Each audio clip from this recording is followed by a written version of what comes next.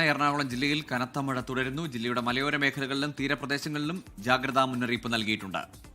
കൂടുതൽ വിവരങ്ങളുമായി വിഷ്ണു സുരേഷ് ഒരിക്കൽ കൂടി ചേരുകയാണ്. വിഷ്ണു, എറണാകുളത്തെ കാഴ്ച ഇപ്പോൾ എങ്ങനെയാണ്? പ്രത്യേകിച്ച് ഈ തീരദേശ മേഖല, ചെല്ലാനം പോലെയുള്ള മേഖലയിലൊക്കെ കടലേറ്റം അതിരൂക്ഷമാണ്.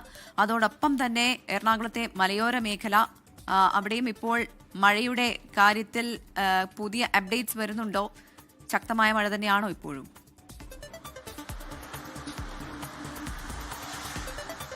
പ്രവിത, നേരത്തെ നമ്മൾ സംസാരിച്ചുകൊണ്ടിരിക്കുന്ന സമയത്ത് മഴ ഒരൽപ്പം മാറി നിൽക്കുകയായിരുന്നു. പക്ഷേ അതിനുശേഷം വീണ്ടും നഗരമേഖലകളിൽ മഴ ശക്തമാകുകയാണ്. ഇപ്പോഴും ആ മഴ തുടരുന്ന സാഹചര്യമുണ്ട്. മലയോര മേഖലയിലും സമാനമായ സാഹചര്യമാണ് ഉള്ളത്.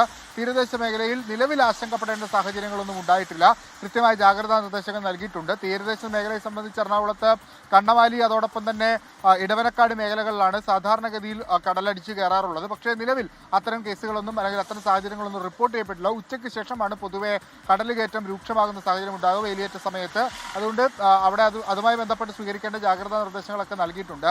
പെരിയാറിന്റെ തീരത്തുള്ള ആളുകളോട് കൃത്യമായ ജാഗ്രതാ നിർദ്ദേശം പുലർത്തണമെന്നും അനാവശ്യമായ ആരും ജലാശയങ്ങളിലേക്ക് ഇറങ്ങരുതെന്ന് നിർദ്ദേശം നൽകിയിട്ടുണ്ട്. പ്രത്യേകിച്ച് മലയോര മേഖലകളിൽ മഴ ശക്തമാകുമ്പോൾ ആ വെള്ളം പെരിയാറിലേക്ക് എത്തുമ്പോൾ അത് ആലുവ പോലുള്ള മേഖലകളിലേക്ക് എത്താനുള്ള സാധ്യതയുമുണ്ട്. ഇന്നലെ ഇപ്പോൾ ആലുവ ക്ഷേത്രത്തിന്റെ പരിസര പ്രദേശങ്ങളൊക്കെ വെള്ളത്തിനടിയിലാകുന്നത് നമ്മൾ കണ്ടതാണ്.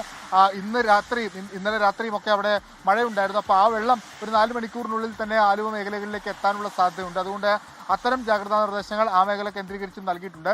നഗരത്തിൽ പൊതുവെ കാര്യമായ വെള്ളക്കെട്ടുകളൊന്നും ഇല്ല. ഇതുവരെ അനിഷ്ട സംഭവങ്ങളൊന്നും എറണാകുളം ജില്ലയിൽ ഉണ്ടായിട്ടില്ല. പക്ഷേ മഴ ഇപ്പോഴും തുടരുകയാണ്. ഇന്ന് ഓറഞ്ച് അലർട്ടാണ്. വിദ്യാഭ്യാസ സ്ഥാപനങ്ങൾക്ക് അവധി നൽകിയിട്ടുണ്ട്. ഒരു തരത്തിലും അതിസാഹസികത്തിന് ആരും മുതിരരുത്. ഏതെങ്കിലും തരത്തിൽ അസാധാരണമായ സാഹചര്യം ഉണ്ടായാൽ ഉടൻ തന്നെ ജനപ്രതിനിധികളെ ബന്ധപ്പെടുക. ഉടൻ തന്നെ ക്യാമ്പിലേക്ക് മാറാനുള്ള നിർദ്ദേശം നൽകിയിട്ടുണ്ട്. ഇപ്പോൾ മലയോര മേഖലകൾ കേന്ദ്രീകരിച്ചാണ് എറണാകുളത്തെ ക്യാമ്പുകൾ ആരംഭിച്ചിട്ടുള്ളത്. 7ഓളം ക്യാമ്പുകൾ കോതമംഗലത്തും മൂവാറ്റുപുഴയിലുമായി തുറന്നിട്ടുണ്ട്. ഇനിയിപ്പോൾ തീരദേശത്ത് അതിനുവേണ്ടിയുള്ള സജ്ജീകരണങ്ങൾ ഒരുക്കിയിട്ടുണ്ട്. പക്ഷേ ക്യാമ്പുകൾ അങ്ങനെ പൂർണ്ണതോതിയിലേക്ക് അല്ലെങ്കിൽ ഫുൾ ഫ്ലെഡ്ജ്ഡ് ആയിട്ടുള്ള ക്യാമ്പുകളിലേക്ക് മാറിയിട്ടില്ല. കാരണം അത്ര ശക്തമായി കടലുകയറ്റം വർദ്ധിച്ചിട്ടില്ല. ഒരുപക്ഷെ ഇന്നും നാളേക്ക് കടലുകയറ്റം, ഇന്ന് ഉച്ചയ്ക്ക് ശേഷമൊക്കെ കടലുകയറ്റം രൂക്ഷമാകാനുള്ള സാധ്യതയുണ്ട്. പ്രവിത, ശരി, അതാണ് എറണാകുളത്ത് ശക്തമായ മഴയാണ് രാത്രിയിൽ ഇടവിട്ട് പെയ്തുകൊണ്ടിരിക്കുന്നത്. അപ്പോൾ വിഷ്ണു സൂചിപ്പിച്ചതുപോലെ തന്നെ ആരും വലിയ സാഹസത്തിനൊന്നും മുതിരരുത്. അധികൃതർ മാറാൻ പറഞ്ഞാൽ ആ പ്രദേശത്ത് നിന്ന് മാറുക എന്നുള്ളത് മാത്രമാണ്. നമ്മളുടെ ജീവൻ രക്ഷിക്കാനും ഒപ്പം തന്നെ സുരക്ഷിത കേന്ദ്രങ്ങളിലേക്ക് മാറാനുമൊക്കെ പ്രത്യേകം ശ്രദ്ധിക്കുക എന്നുള്ളത് മാത്രമാണ് നമുക്കും എടുത്തു പറയാനുള്ളത്.